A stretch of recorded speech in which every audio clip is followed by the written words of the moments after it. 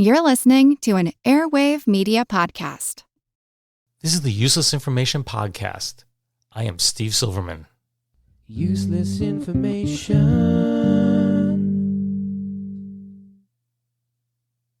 You know, when I was a kid, I ate what was probably the worst breakfast cereal every single morning. It was called Kellogg's Sugar Smacks. I think today it's called Honey Smacks. And I just loved it. Bowl after bowl I would eat. You know, perhaps the fact that it was 56% sugar by weight had something to do with my love of it. Okay, so I later learned that the sugar was bad for me, but I always read every single word that was printed on the cereal boxes. And the one thing I noticed at a very early age was that nearly every single cereal box that I ever read, whether it was manufactured by Kellogg's or Post, that the cereals were made in Battle Creek, Michigan. So it came as no surprise years later when I learned that Battle Creek was commonly referred to as, you ready? The Cereal City. Well, it was during the evening of Wednesday, March 20th of 1935, that Battle Creek would be thrust into the national spotlight, and this time it had absolutely nothing to do with cereal. The entire event began aboard the Grand Trunk Railroad's International Limited, and it had started its run in Chicago's Dearborn Station, and it was traveling in a somewhat northeasterly direction as it made its way to its final destination, which was Montreal. Aboard was a Canadian customs official whose job it was to question each passenger, before they entered the country. This is pretty routine. And, this is usually just a formality and easily completed, but not on this day. You see, a 60-year-old woman refused to answer any of the custom officer's questions. While she was clearly Caucasian, she refused to identify her race. When asked about her religion, again she refused to answer. In fact, she wouldn't state what the name of any relative was that she had in the United States, what her occupation was, or the value of any effects that she was bringing into the country. The most specific piece of information the official could extract from this woman was that she planned to stay in, quote, some hotel in Montreal. Now, this is probably going to come as a big shock to you. The decision was made to deny her entry into Canada, and she'd need to leave the train at the next station, which just happened to be Battle Creek, Michigan. Upon arrival at the station, the woman refused to leave the train and had to be forcibly removed by local officers. She was dressed in a fur coat, a blue dress, and worn shoes, and put up quite a struggle that resulted in bruise marks on her arm. She was talking incoherently and appeared to be undergoing some sort of mental distress, so the mystery woman was transported by ambulance to the nearby Lila Hospital. During the struggle to get her off the train, a plain white envelope fell to the station platform. Now, before I tell you what was in the envelope, I should mention I've never handled a bill larger than $100 to this day. This envelope contained $173,505 in hard cold cash. This included 14 $10,000 bills, one $5,000 bill, 27 $1,000 bills, 3 $500 bills, and one more reasonable $5 bill. Yet oddly, none of this was as interesting as the collection of valuable jewels that were also found. One large black jewel box contained 18 rings, 2 earrings, 12 bracelets, 9 bar pins, 3 neck chains, 2 wristwatches, 3 dress clips, 1 pendant, 2 lorgnettes, those are opera glasses, and then there was an envelope that contained broken pieces of jewelry. But that wasn't all. There were 2 smaller jewelry boxes that contained a pearl necklace in each one. The total estimated value of the jewels was $500,000. On top of all that, after the train departed the station, a porter proceeded to clean her private compartment and found $691 wrapped in a towel. She'd attempted to hide the money, and that was turned over to authorities when the train reached Lansing, Michigan. In all, she was carrying $674,196 in cash and jewels. That's worth nearly $13 million today. So the question was, had she robbed a bank? Was she an international jewel thief? The answer was neither. That's because in addition to all the cash and jewels, this lady of mystery had been carrying numerous documents related to financial matters and various court suits. and that allowed authorities to tentatively identify her as a wealthy eccentric named Isabel Mackay. She asserted she had been kidnapped from the train and that, quote, "I have Federal Reserve Bank receipts for the money and I intend to get it back." She was born Isabel Agnes Mulhall on April 20th of 1875 in St. Louis, and she was the only child of Susan J. and John F. Mulhall. According to various newspaper reports, both of her parents came from extremely wealthy families, and her father, John, was a multi-millionaire silver mine owner. When Isabel reached the age of 14, her parents decided to divorce, at which point Isabel was sent off to complete her education at a convent. In 1893, Isabel, who was considered to be, quote, "one of the most beautiful girls in the world," was chosen to be the beauty queen at the World's Columbian Exhibition, aka the Chicago World's Fair. When the Planters Hotel in St. Louis opened 1 year later, Isabel was chosen to be the central model for a large mural that was painted on one of its walls. It's said that the breathtaking Isabel had many suitors, and among them was a wealthy stockbroker named Albert Royal Delmont, and the two would marry at her mom's residence on March 25th of 1896. They then moved to Chicago and they lived a life of luxury. Well, that is until the stock market tanked and Albert lost nearly everything. In 1901, Isabel asked for a formal separation and the two were officially divorced on September 17th of 1903. Isabel was granted $2,400 per year in alimony, which is about $70,000 per year today, and she opted to pick up and move to New York City to pursue a career on the stage. It wasn't long before Isabel landed a role in A Country Girl, which was playing at Daly's Theater, which was on Broadway. On February 10th of 1906, Isabel was staying at an acquaintance's house in Hastings-on-Hudson, New York, which lies about 20 miles or 32 kilometers straight up the Hudson River from Manhattan. Edgar Purdy, who Isabel employed as a chauffeur, suddenly broke into her room and put a revolver to her head. Purdy, who was drunk as a skunk, professed his love for Isabel, even though he was married and the father of 5 children. Slight complication there. He also demanded $10,000 from her so he could start a business down in Mexico. Now, somehow, Isabel wrestled the revolver away from Purdy and he made a run for it. Isabel then turned the weapon over to the police and a warrant was issued for Purdy's arrest. Fast forward to March 21st and Isabel's back in her apartment at the Hotel Stratford, which is located at 11 East 32nd Street in Manhattan. Purdy called to speak to Isabel, but her doctor somehow intercepted the call. And as he kept Purdy on the line, the doctor signaled to another man that, hey, go contact the police. I got this guy on the phone. So the officers went and they found Purdy at a nearby tavern and arrested him.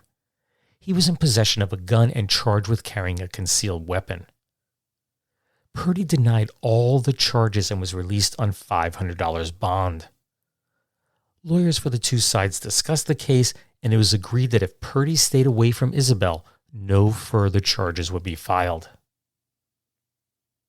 What's interesting about this somewhat sensational story is that it would mark the first time that Isabel's name would be thrust into the headlines of New York City's newspapers. But it wouldn't be the last, not by far. At this point in Isabel's story, a man named Sidman, or Sid Mackay, enters the picture. He had started his career in 1884 by operating a cigar stand on the ground floor of a Chicago office building that was home to several brokerage firms. And after the dealing was done for the day, his stand became a place for the brokerage clients to hang out and shoot the breeze.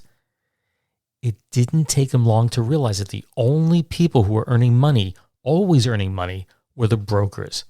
Even if the client's stock declined greatly, took a nosedive, the broker was still guaranteed his percentage.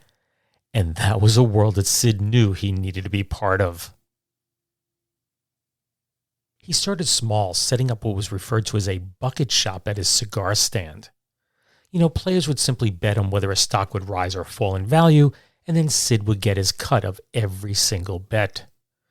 And it wasn't long before Sid was raking in the dough and setting up additional bucket shops in both Detroit and Milwaukee. With a sudden influx of money, Sid needed a place to invest his cash, and he set his sights on Hammond, Indiana, which was located at the far end of Chicago's newly constructed elevated railway. Sid realized that Hammond was about to experience significant growth, and he wisely invested in real estate there. But perhaps his most significant investment there was his 1906 purchase of the Hammond Tribune, which he renamed the Lake County Times. Today, the paper is simply called the Times, but to house his new newspaper, he constructed the 5-story Hammond building. On the second floor of that building, he set up the offices for his bucket shop, which he had since transformed into what we would call a brokerage today. But Hammond proved too small for the man, and he left all his operations in the hands of his brothers, and he set his sights on the big time, New York City. And he was incredibly successful in New York and became a millionaire many times over. One estimate placed his fortune in excess of $20 million. Adjusted for inflation, Sid Mackay was worth more than $500 million. Now, it's unknown how Isabel and Sid met, but on July 20th, 1909, the two tied the knot in a Rush secret ceremony. They eloped. And at first, the couple seemed ideal for each other. They traveled to places like England, France, and Bermuda, and Sid lavished Isabel with gifts, homes, and just about anything that she desired. In 1919, the two signed reciprocal wills, leaving all of their worldly possessions to one another. And after that, everything just seemed to fall apart. In 1923, Isabel announced she was leaving her entire fortune of more than $450,000, that's about $7 million today, to the Society for the Prevention of Cruelty to Animals, the SPCA, to construct the largest animal hospital ever built in New York City. It was to be known as the Steve Silverman Memorial. The Isabel Mackay Memorial, and it would feature a marble bust of Isabel. She already had it made at that point. It had a marble bust of Isabel, and it was to sit on a pedestal that would contain her ashes. In addition, inscribed over the entrance of the hospital would be the following words, quote, "The more I saw of people, the more I thought of dogs." Now, those words weren't original to her, but you get the point. This instantly brought Isabel to the attention of the national press, and nearly all interpreted her generous donation in just one way: that Isabel Mackay was a first-class kook. In a January 11th, 1923 interview, Isabel stated, quote, "Just say it's all I have in the world or will have from trusts that will come to me. Even my jewels will be sold and the money given to the memorial fund." She continued, "I can do anything with animals, and mine have always been so well trained that I could take them to a friend's home for bridge and know they would not be an annoyance. Indeed, I've been told it is a pity I could not have trained children. They would have been so well-mannered." Isabel added, "My husband has nothing to do with this. It is not his money. It is mine. It is all my affair." Interestingly, she got the money by cashing in the homes and the jewels that her husband had given her, and the only pet that Isabel had at the time was a 9-year-old parrot. I'm guessing that parrot was very well trained. Now, Isabel's original plan was to leave her entire estate to the building of a hospital for terminally ill children. But what changed her mind was the St. Thomas Episcopal Church. It was located directly across the street from the couple's home, which was at 18 West 53rd Street in Manhattan, and Isabel couldn't tolerate the sound that was produced when the boys' choir would sing. In an effort to drown them out, she would take her Victrola, place it near an open window, and then use an amplifier to blast her music towards the church. In her mind, she realized that the terminally ill children in the hospital that she wanted to fund, they could theoretically grow up to become annoying choir boys. So Isabel rewrote her will so that all the money went to the building of an animal hospital. I'm not making this up. By this time, her husband Sid had moved out of their apartment. He could no longer live with Isabel's incessant nagging, complaining, and her violent temper. The two would officially file for separation in 1925. On August 16, 1928, while traveling aboard the Cunard Lancastria, Isabel caused such a commotion that the crew had no choice but to lock her in the ship's brig for the remainder of the trip. Isabel's behavior would become increasingly erratic and eccentric as the years went on. In 1930, her mother grew so concerned that she asked the judge to declare Isabel incompetent and to be appointed her daughter's special guardian. But the court went even further. Isabel was not only judged incompetent, but she was confined to the Shepherd and Enoch Pratt Psychiatric Hospital in Baltimore. About 6 months later, that's May 9, 1931, a car drove up to the hospital, then a heavily veiled woman exited the car and entered the building. Isabel quickly changed clothes with this unidentified woman, walked out of the building, and was driven away to freedom.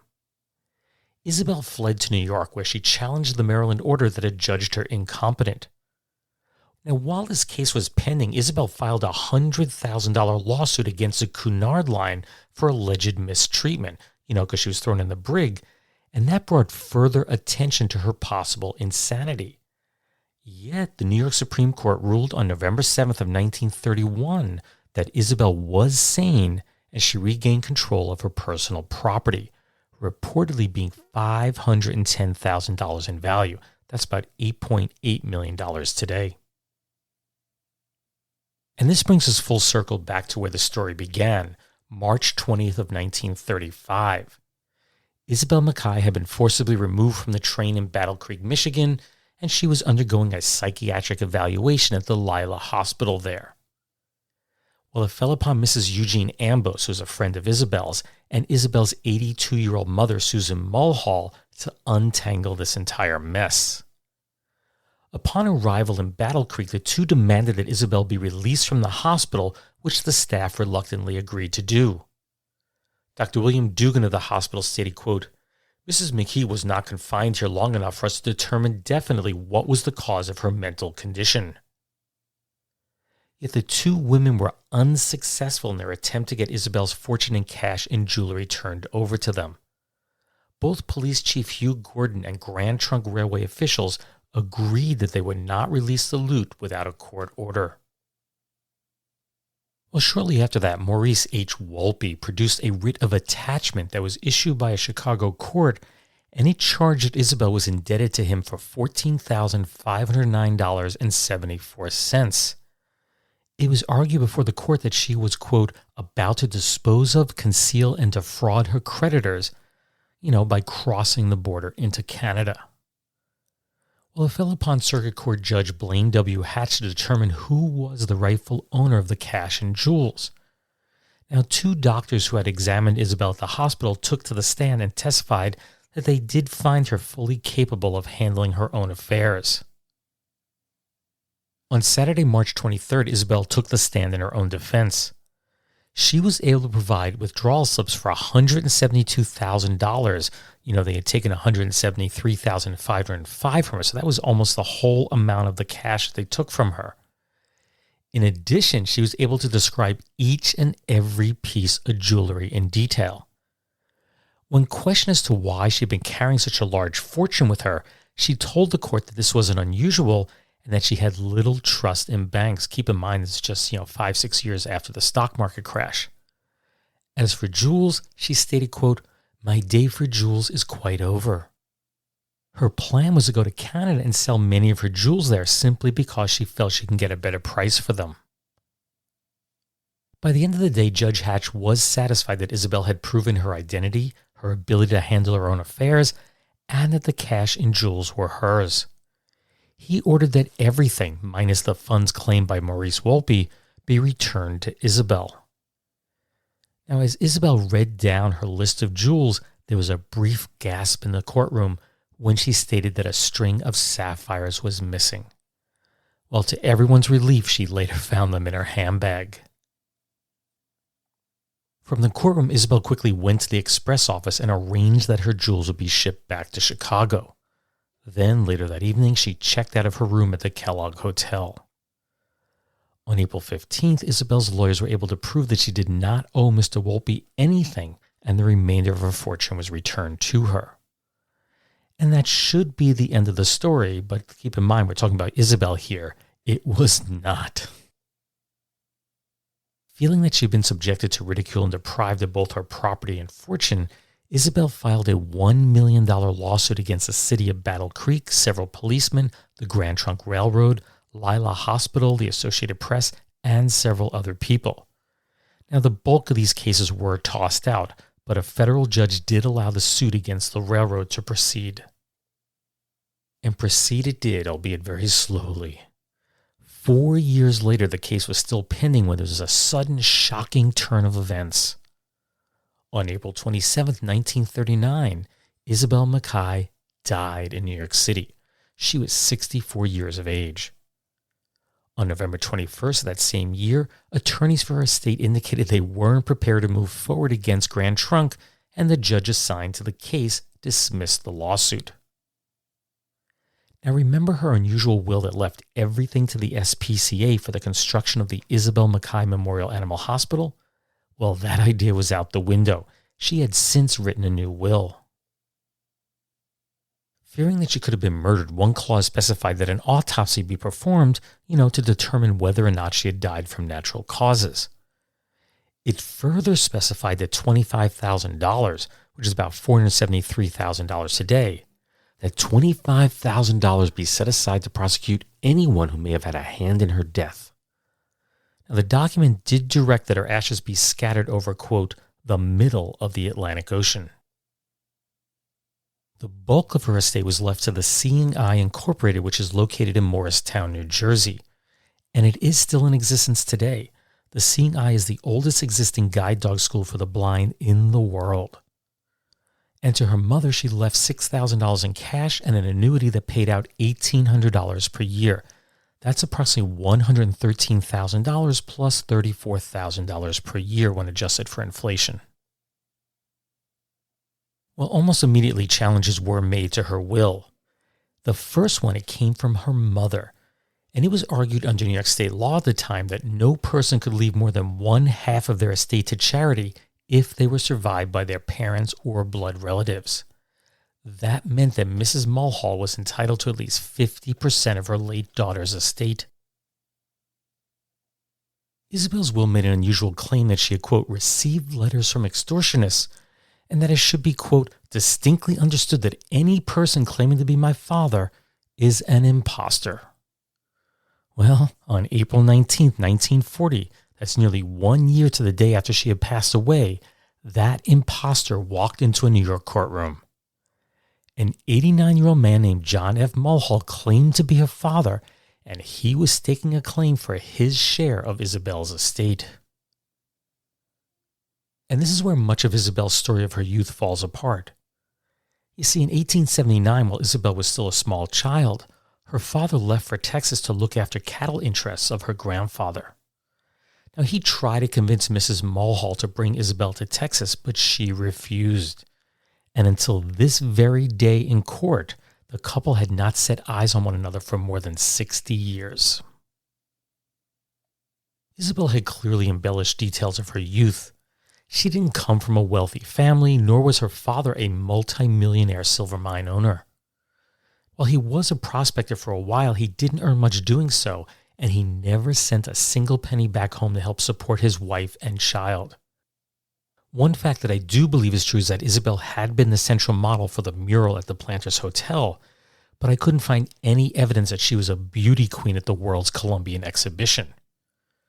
Now, the September 24, 1893 publication of the St. Louis Post-Dispatch did report she had attended the fair with her mother, after which they were headed northwest for a few weeks, but there's absolutely no mention of her being a beauty queen, so I don't believe that she was. Meanwhile, was this man who walked into the courtroom really her father? Isabel had warned that anyone who claimed to be so was an imposter. In court, he described how he married a young Susan J. Robinson, quote, in her mommy's parlor on Olive Street in St. Louis back on May 11th of 1874. He was completely unaware she had divorced him in 1881, quote, it was hidden from me. No one ever told me, that's a cinch. When asked to identify the woman who he claimed to be his wife, the nearly blind Mulhall stepped down from the witness stand and squinted for nearly a minute before confirming, "Yep, that's her. That's Susie Robinson. That's the gal I married." He was able to produce their marriage certificate, daughter Isabel's birth certificate, and a family Bible that noted the date of their marriage.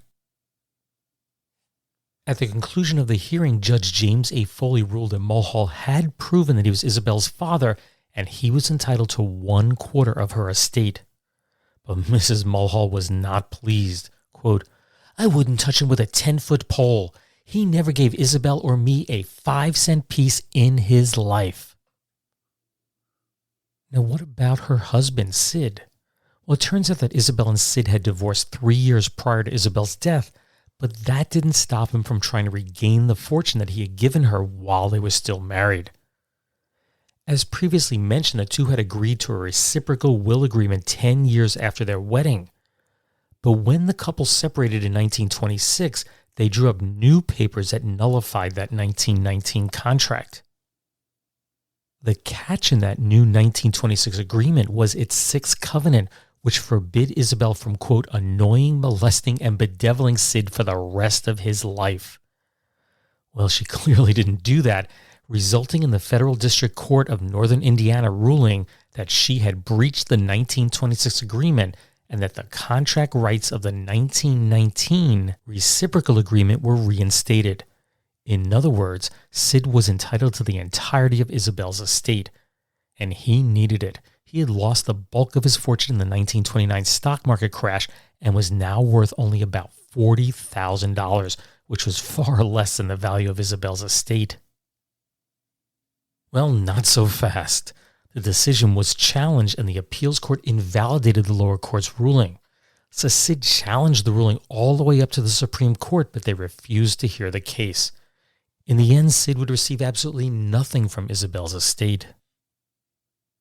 Just as it seemed that all the challenges to Isabel's estate were coming to an end, a new will suddenly appeared. This document had been penned in 1934, which was a year before Isabel's final will had been written. In it, Isabel had left $5,000 to the seeing eye, $6,000 to her mother, $5,100 to Mrs. Elizabeth Beatty, and the remainder of the estate to her son, that's 19-year-old Robert Owen Beatty. The argument was that Isabel was not mentally competent when she drew up that final will, so therefore this older will was in effect. Well, the court didn't buy it and the challenge was dismissed.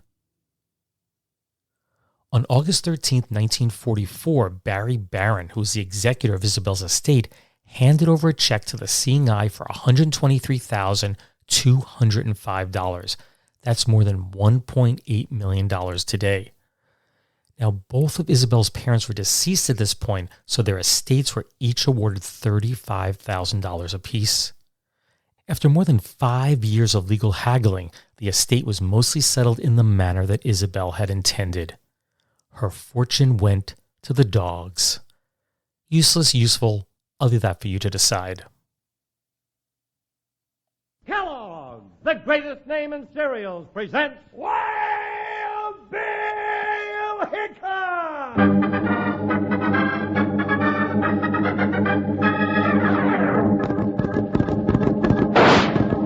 Hiya, folks, hold on your hats and pass those Kellogg's Sugar Pops. Because here comes Guy Madison as Wild Bill Hickok and his pal Jingles, which is me, Andy Devine. We've got another rootin' tootin' Wild Bill Hickok adventure story for you. From this cereal you can eat out of the bowl or out of the box, the cereal with the sweetening already on it, Kellogg's Sugar Pops!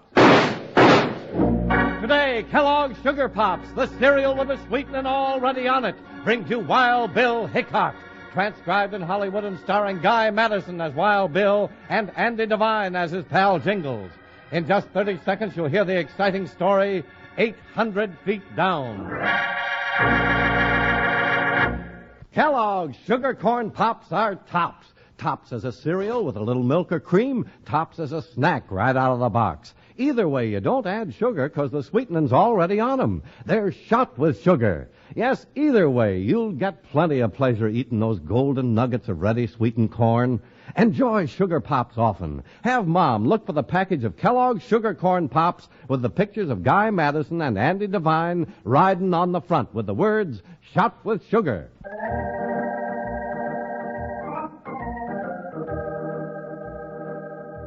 I figured since a good chunk of today's main story took place in Cereal City, this commercial seemed like a perfect fit. Now, Kellogg's introduced it originally as Corn Pops in 1950, then changed to Sugar Corn Pops the following year, and then to Sugar Pops. In 1978, the company started going backwards with the names. Sugar Pops became Sugar Corn Pops, and then it went back to its original name of Corn Pops in 1984, I guess to de-emphasize the amount of sugar in the product. Then, in January 2006, the name was shortened to simply Pops, but that proved to be unpopular and it was quickly changed back to Corn Pops, which is what it is today, Kellogg's Corn Pops. Now, I have no clue if they've reduced the amount of sugar since I was a kid, but I checked and the three main ingredients today in Corn Pops are milled corn, sugar, and corn syrup, more sugar. It's good to know that they're still shot with sugar. As you just heard, this commercial is from an episode of Wild Bill Hickok titled 800 Feet Down, and it was originally broadcast on January 27th of 1954. The show was a juvenile Western adventure that was designed to go up against competing shows, like Roy Rogers and the Cisco Kid. As for how much of the show was based on the real life of Wild Bill Hickok, who lived from 1837 to 1876, my guess is that the show is purely fictional. Now, Wild Bill Hickok began its run on radio in 1951 and would continue to be broadcast there until December of 1954. It then made the leap to TV the following year. Kellogg's Sugar Pops was so closely tied with Wild Bill Hickok that the show's star, Guy Madison, was featured on nearly every single box throughout the show's run on both radio and television. Occasionally, Kellogg's would replace Guy Madison with Andy Devine, who played his sidekick jingles on the show, and who you just heard at the beginning of this commercial. But it's good to know they're still shot with sugar. So here's a question for you. In 1907, ads aimed at housewives were run in newspapers in various cities across the United States that simply read, "Give your grocer a wink and see what you'll get." So what did the housewife get? Well, here's a hint. What they got was made in Battle Creek, Michigan. Well, hang around for a bit and I'll let you know the answer to this question at the end of this podcast. In other news, here are 3 stories that all have to do with last wills and testaments. On March 14th of 1925, 86-year-old George W. Hazeltine was lying on his deathbed in a Los Angeles rest home and he wished to write his will. But with so few breaths remaining and no paper readily available, one of the nurses offered up her petticoat. And on it he left $10,000 to Lillian Pelkey, who was a nurse and owner of the rest home, $10,000 to his nurse Madeline Higgins, and the remainder to his great-grandniece Lorraine Moody Richmond. He then signed and dated the petticoat, and the 2 nurses signed as witnesses. Now, Hazeltine had been known as the pauper of North Broadway, and that's because he lived in a one-room shack and collected all types of junk. But to everyone's surprise, his estate was estimated to be worth $500,000. That's about $7.5 million today. What was also interesting was that George did already have a formal will drawn up. In it, the bulk of his estate was left to his 2 attorneys. Then there was $10,000 to Pomona College, a large sum to the YMCA and the YWCA, plus there were various sums to a number of other people and organizations. So it didn't take long before this case ended up in court, and there were 10 different parties that wished to have the petticoat will declared invalid, and that was on the assumption that Hazeltine was feeble and infirm at the time that he penned that petticoat will. They all wished to have the former will recognized as his true wishes, which of course was of great financial benefit to all of them. Challenges to the petticoat will made their way all the way up to the California Supreme Court, where on April 2nd, 1927, the court ruled that the Petticoat will was George Hazeltine's valid will. Now, the $10,000 that he left to his two nurses was invalidated because one cannot be both a beneficiary and a witness on the will at the same time. As a result, his entire fortune went to his 35-year-old great-grandniece, Lorraine Moody Richmond. Next up, we have the case of 69-year-old Herman Strathman of Los Angeles, who passed away on January 11th of 1934. Well, about 5 weeks prior to his death, Herman told his close friend, Mrs. Ellen Gotts, to take special care of a stepladder that was inside of his house. After his passing, no will could be located, but then Mrs. Gotts remembered that strange advice that Strathman had given her, so she found the ladder, went out to the backyard, and scrawled on the bottom rung with the following words, quote, "I love her. I give my all to Mrs. Gotts. She my good spirit." Not long after that, a man named Henry Montanola showed up with a second will, which stated that he was the beneficiary of Strathman's $10,000 estate.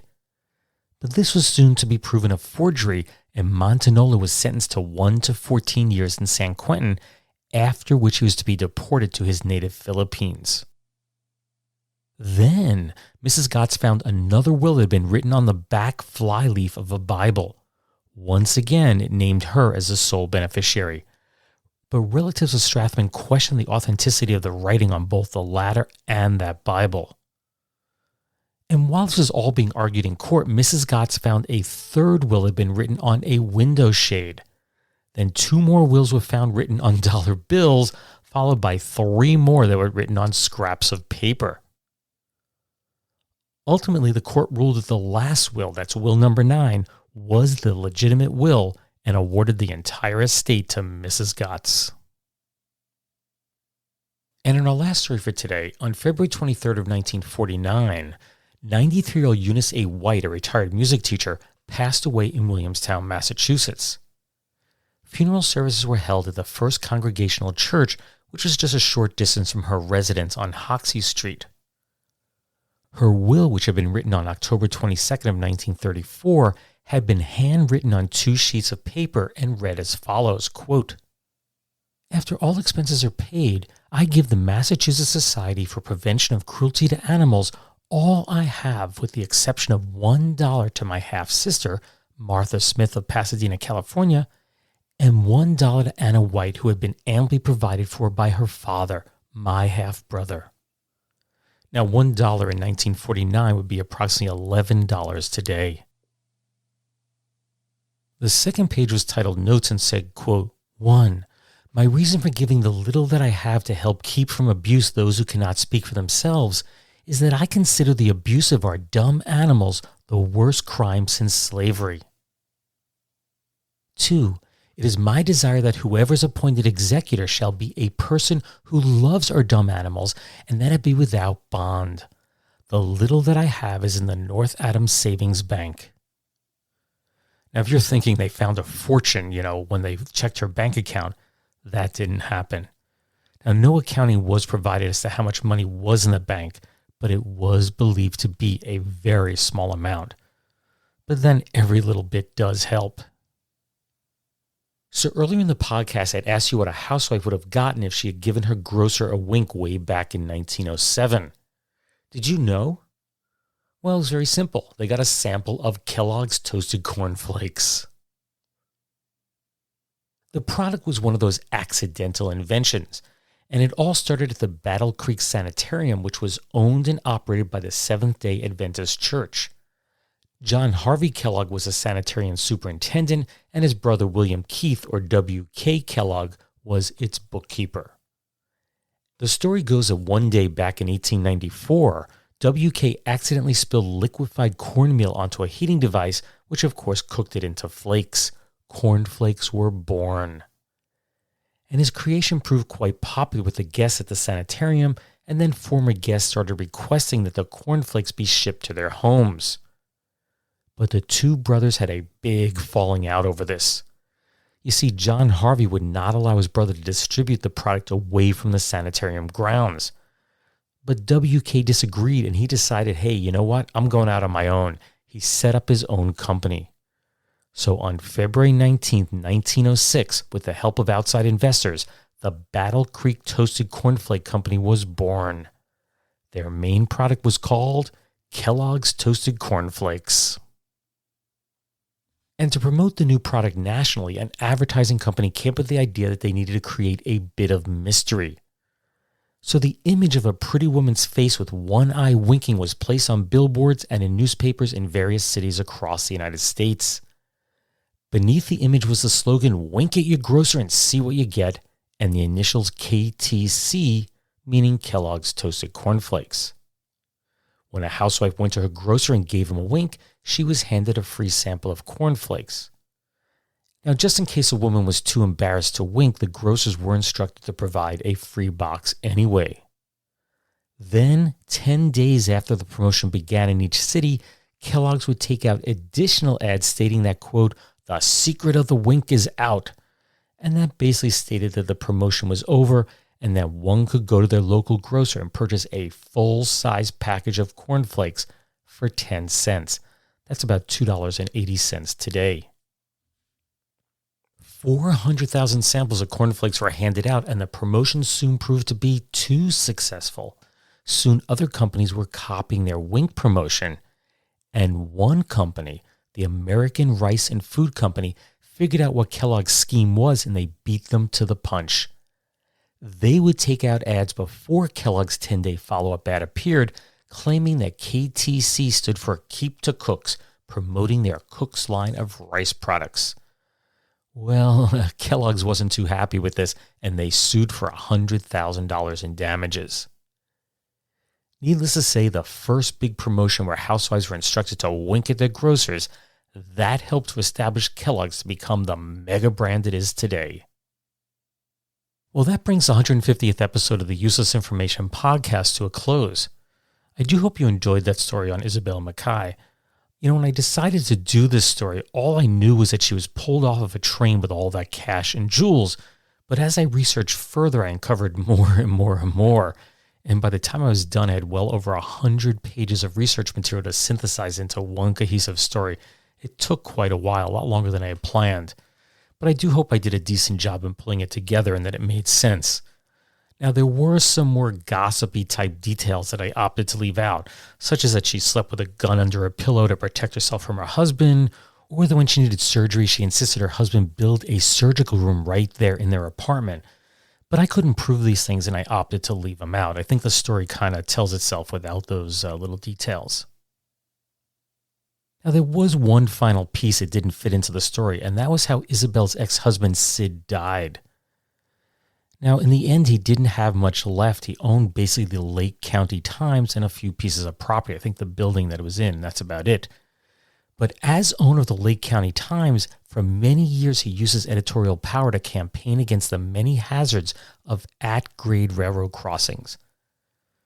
On August 30th of 1944, he was driving across the tracks on Torrance Avenue in Lansing, Illinois, and that's an at-grade railroad crossing, when he was struck by not one, but two locomotives and killed. He was 81 years of age. Now, I should mention I've been thinking for months about splitting the podcast into smaller pieces, smaller chunks. You know, maybe placing the main story in one podcast, the remainder in a second episode a couple of weeks later. Maybe even, putting a show of all retro sponsors together or something like that. I even have some ideas for some new segments I'd like to introduce. Now, my main reason for doing this is not to create chaos. It's really to move up in the rankings on the various podcast platforms. The problem is I only publish a new episode once a month, and I'm heavily penalized for doing so. It keeps pushing me farther and farther down in my rankings. In fact, on iTunes, I'm no longer even in the rankings on any of their categories. What that means is that fewer and fewer new people are finding the show. So I'm thinking if I create some noise by putting out more episodes, not increasing my workload dramatically, but by putting out more episodes, maybe I'll move back up in the rankings. And it's just something I'm toying with in my mind. I'm not really sure if I'm going to do it at this point. But don't hesitate to email me with your thoughts or suggestions. My email is steve@uselessinformation.org. You can also use the contact form on my website, which is uselessinformation.org, or you can even contact me through Facebook. I'd be curious to know what you think. Just a reminder that my new book, The Flip Side History, is currently available. And if you enjoy listening to the stories that I include in this podcast, I highly encourage you to get a copy of the book. Interestingly, the literary agent who represented me on my first 2 books contacted me last week, and that's because a publisher in Istanbul wishes to publish my first book, Einstein's Refrigerator, there. Now, I wrote that collection of stories back in 2001, and I'm surprised that it's held up fairly well after all these years. Now, some of the more obscure stories that I told in that volume are more widely known today, and that's just because of the internet and how information spreads. But if you've never read it and you enjoy listening to this podcast, it is well worth checking out. New copies are readily available, but it can be found in libraries and elsewhere.